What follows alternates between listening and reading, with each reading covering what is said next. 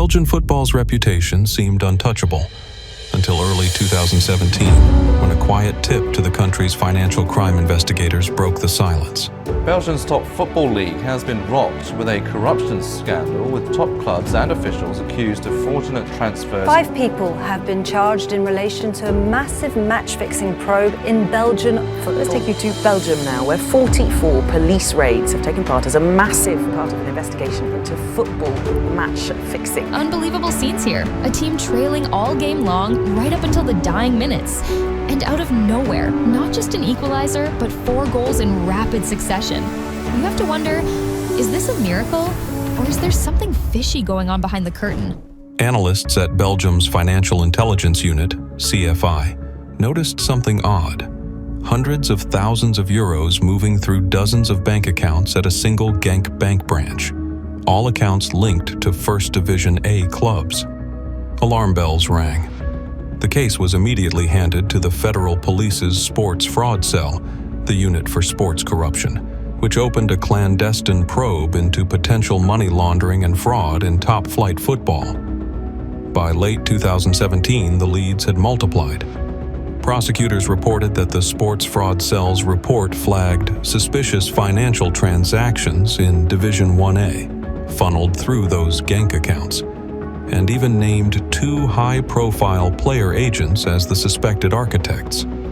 Those agents were alleged to have set up complex schemes to hide transfer commissions and player wages from the authorities. The investigation was officially christened Operation Zero, Operatie Propere Handen, or Clean Hands, and it was treated as a case of organized crime, money laundering, and private corruption in Belgian football. This is the story of one of the biggest scandals in football history, one that wove its way through the entire Belgian Football League.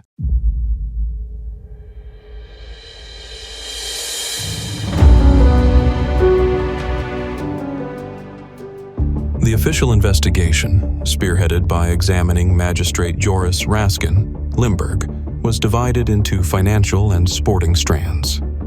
Detectives focused on 2 reputed players' agents, Mogi Bayat and Dejan Velkovic, who allegedly set up secret schemes to hide transfer commissions and salaries from the tax authorities. As the financial inquiry unfolded, investigators also picked up hints of possible match manipulation in the 2017-18 season's relegation battle.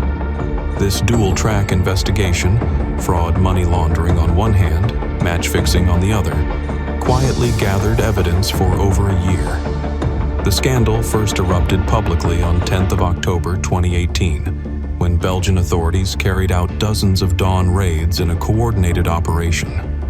In all, 57 premises were searched, 44 in Belgium and 13 in other countries: France, Luxembourg, Cyprus, Montenegro, Serbia, and North Macedonia. The homes and offices of clubs, agents, referees, and even journalists were targeted. Belgium's Big Three, Anderlecht, Club Brugge, and Standard Liège, all confirmed their premises had been searched.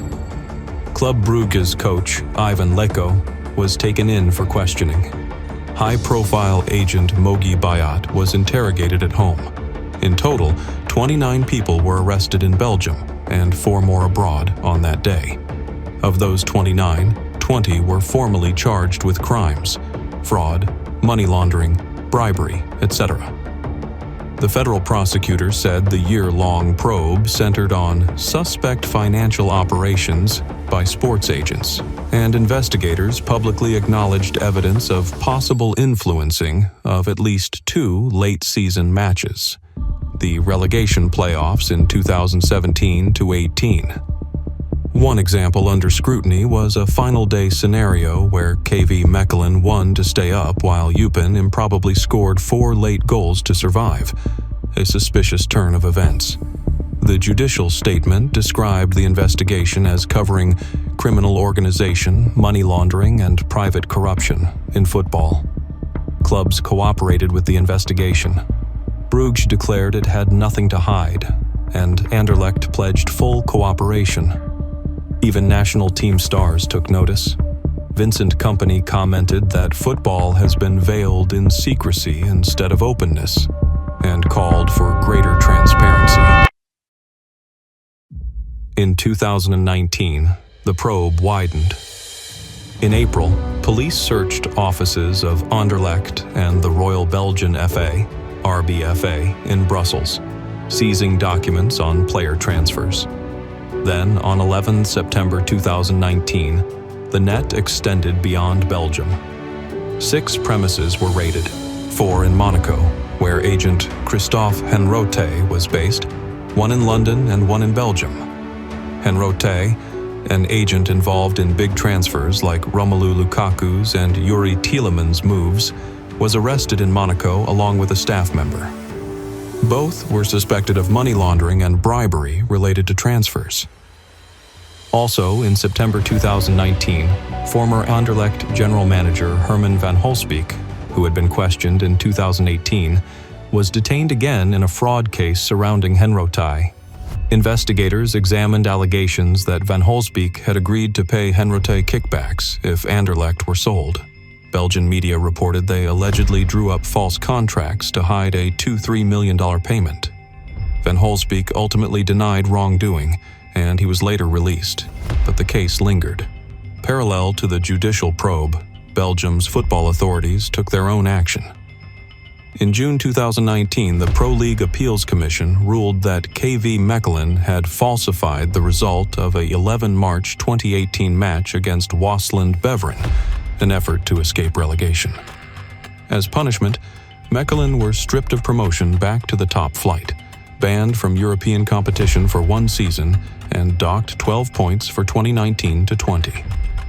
They appealed to the Court of Arbitration for Sport, which confirmed their guilt but, on a technicality, allowed them to stay in Division A under a UEFA and domestic cup ban.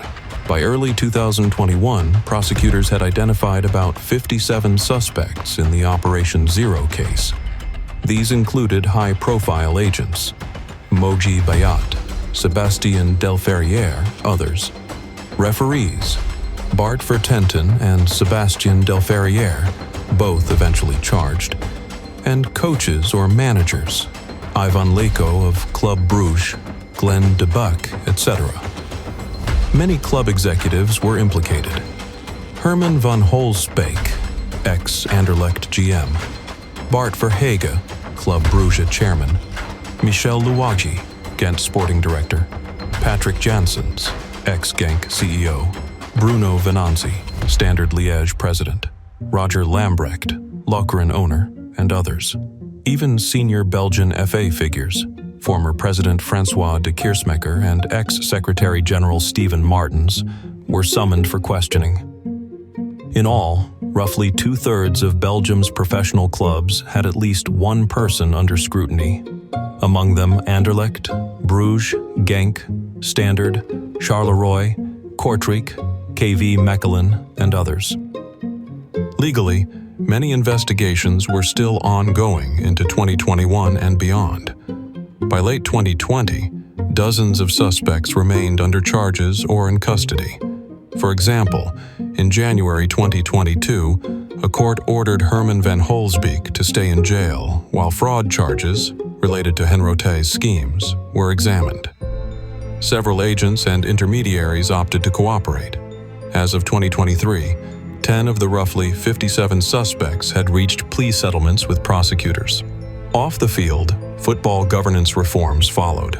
The scandal led to greater scrutiny of agents. Belgium imposed registration and reporting rules for agents and financial dealings. The RBFA, Belgian FA, also faced criticism. Its former president and secretary general, de Keersmaeker and Martens, were questioned, and in late 2019, the RBFA's licensing commission abruptly resigned to avoid conflicts with the case. Belgian clubs began implementing stronger internal compliance.